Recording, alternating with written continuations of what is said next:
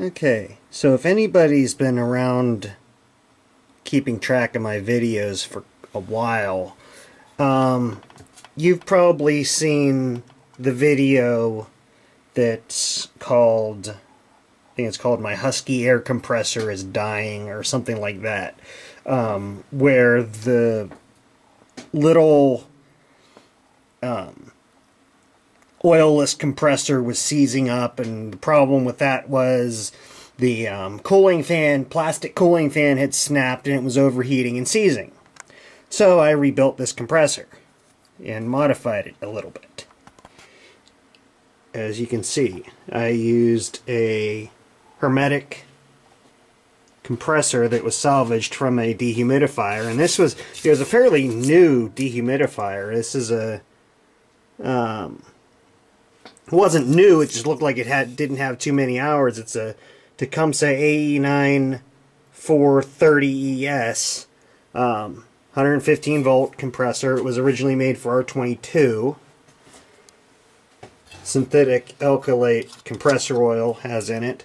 But as you can see, the capacitor is just kind of hanging on the side right now. I have to mount it to one of these plates. Unfortunately, my welder ran out of shielding gas right as I started this, so I tacked it together anyway. It's good enough for this. It's not like it's a structural thing or anything. But I took the whole plate, the unit off. These two, there's one of these on this side, one on the other side.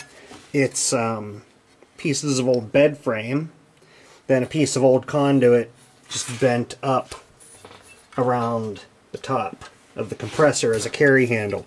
This thing weighs about like 5 times as much as it did before, but it is nice. It's nice and quiet now too.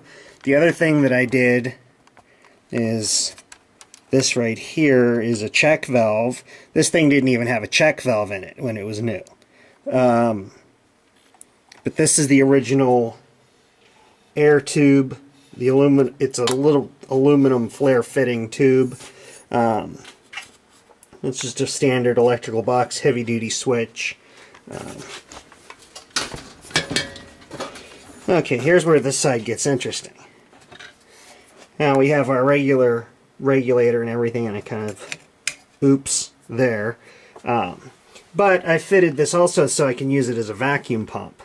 And this is the suction line right here. Goes into a small air dryer that's hooked up backwards, so the air is, well, it's hooked up the right way, but it's hooked up to the suction side of the compressor.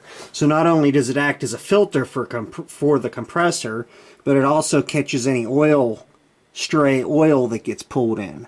And this actually got pulled out while I was pulling down the system on my car. And I just have a 1/4-inch flare fitting on here, which can easily be adapted to practically anything. I should have used a compression fitting here, but I just had this laying around, so I drilled it out a little bit and just soldered it onto the pipe. This right here is just a piece of copper tubing, and the tube from the compressor actually goes down to about here, and this is stuffed with a stainless steel Brillo pad that I cut up and shoved up in there, and this on the bottom here is just a flare fitting and a cap, and what this does is it traps the oil that gets blown out of the compressor. Instead of filling the tank up with oil, it just drains it into here, and that also allows me to see the condition of the oil in the compressor. If it's still coming out clean, we're good. If it starts turning like brown or green or who knows what, we got a problem. But anyway, we'll fire it up here. And surprisingly, it doesn't take much longer to pump up than it did with the original compressor. So let's fire it up. And switches off. Okay.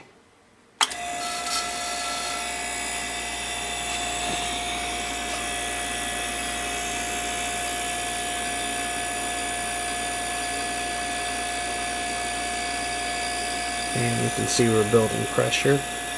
Low light conditions, not focusing good. You can see it builds pressure relatively quickly. This is only, I believe, a 2-gallon tank, I think.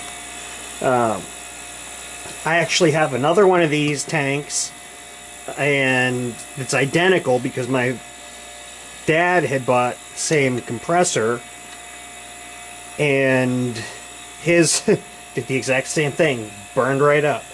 And I also have this little Campbell Hausfeld one, which looks like it's a little bit bigger. I'm not sure if that's a 2-gallon or a 3-gallon. That one doesn't have the flat mounting plate, so it would be a little bit more difficult to mount something on, but I'm planning on converting that one as well.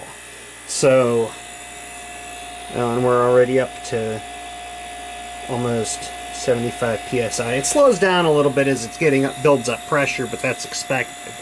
But it has no, and the pressure switch is just the original pressure switch that was in there, wired in with just some crimp connectors. But it has no problem starting under a load.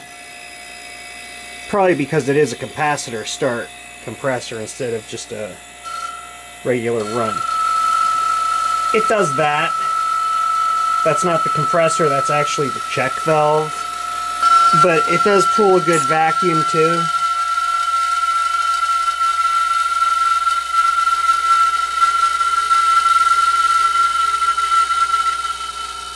You can see it quiets up.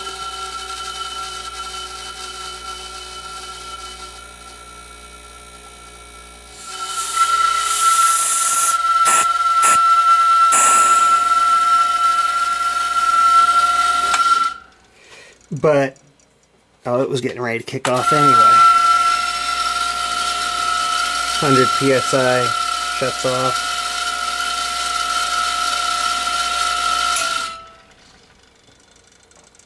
And there we go. But yeah, there's the Husky compressor rebuilt with a hermetic compressor.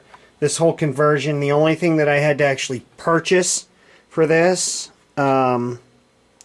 was this flare fitting right here and